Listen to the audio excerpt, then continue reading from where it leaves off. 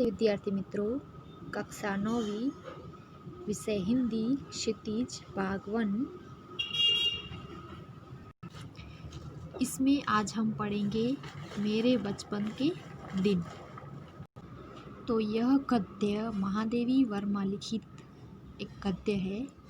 तो महादेवी वर्मा के बारे में हम थोड़ी जानकारी ले लें। महादेवी वर्मा का जन्म 1907 में उत्तर प्रदेश के फर्रुखाबाद शहर में हुआ था। उनकी शिक्षा दीक्षा प्रयाग में हुई। प्रयाग महिला विद्यापीठ में प्राचार्य पद पर लंबे समय तक कार्य करते हुए उन्होंने लड़कियों की शिक्षा के लिए काफ़ी प्रयत्न किए। सन 1987 में उनका देहांत हो गया। महादेवी जी छायावाद के प्रमुख कवियों में से एक थी। निहार, रश्मि, नीरजा, यामा, दीपशिखा उनके प्रमुख काव्य संग्रह हैं।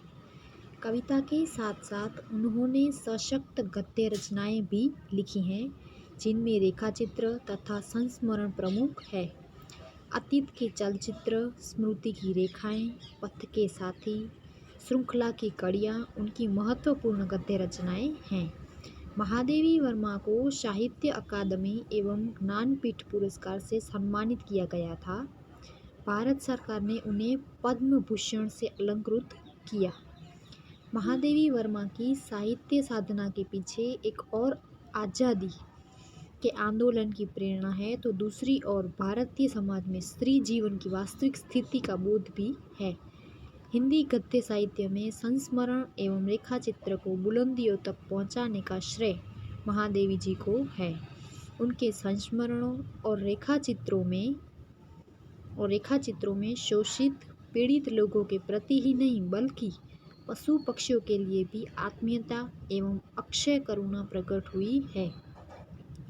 उनकी भाषा शैली सरल एवं स्पष्ट है तथा शब्द चयन प्रभावपूर्ण और चित्रात्मक। मेरे बचपन के दिन में महादेव जी ने अपने बचपन के उन दिनों की स्मृति के सहारे लिखा है जब वे विद्यालय में पढ़ रही थी। इस अंश में लड़कियों के प्रति सामाजिक रवैये, विद्यालय की सहपाठियों, छात्रावास के जीवन और स्वतंत्रता आंदोलन के प्रसंगों का बहुत ही सजीव वर्णन है। तो अब हम गद्य की ओर आगे बढ़ेंगे। बचपन की स्मृतियों में एक विचित्र सा आकर्षण होता है। कभी कभी लगता है जैसे सपने में सब देखा होगा। परिस्थितियाँ बहुत ही बदल जाती है। अपने परिवार में कई पीढ़ियों के बाद उत्पन्न हुई। मेरे परिवार में प्राय 200 वर्ष तक कोई लड़की थी ही नहीं।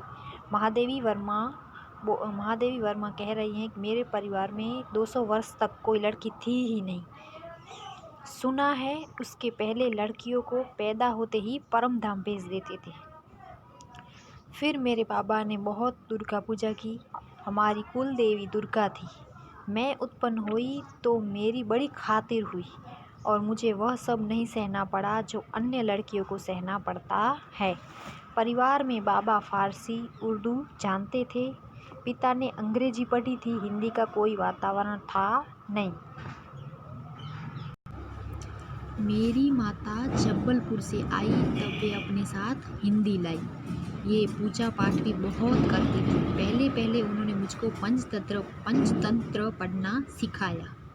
बाबा कहते थे इसको हम विदुषी बनाएंगे। मेरे संबंध में उनका विचार बहुत ऊंचा रहा, इसलिए पंचतंत्र भी पढ़ा मैंने, संस्कृत भी पढ़ी। ये अवश्य चाहते थे कि मैं उर्दू फारसी सीख लूँ, लेकिन वह मेरे वश की नहीं थी। मैंने जब एक दिन मौलवी साहब को देखा तो बस दूसरे दिन में 4 पाये के नीचे जा छिपी। तब पंडित जो आए संस्कृत पढ़ाने, माँ थोड़ी संस्कृत जानती थी, गीता में उन्हें विशेष रुचि थी। पूजा पाठ के समय में भी बैठ जाती थी और संस्कृत सुनती थी। उसके उपरांत उन्होंने मिशन स्कूल में रख दिया मुझको। मिशन स्कूल में वातावरण दूसरा था, प्रार्थना दूसरी थी। मेरा मन नहीं लगा, वहाँ जाना बंद कर दिया। जाने में रोने धोने लगी। तब उन्होंने मुझको क्रास्थवेट गर्ल्स कॉलेज में भेजा, जहाँ मैं 5वें दर्जे में भर्ती हुई। यहाँ का वातावरण बहुत अच्छा था। उस समय हिंदू लड़कियाँ भी थी। ईसाई लड़कियां भी थी। हम लोगों का एक ही मेस था। उस मेस में प्याज तक नहीं बनता था। वह छात्रावास के हर एक कमरे में हम 4 छात्राएं रहती थी। उनमें पहली ही साथिन सुभद्रा कुमारी मिली। 7वें दर्जे में वे मुझसे 2 साल सीनियर थी। वे कविताएं लिखती थी और मैं भी बचपन में तुक मिलाती आई थी। बचपन में माँ लिखती थी, पद भी गाती थी।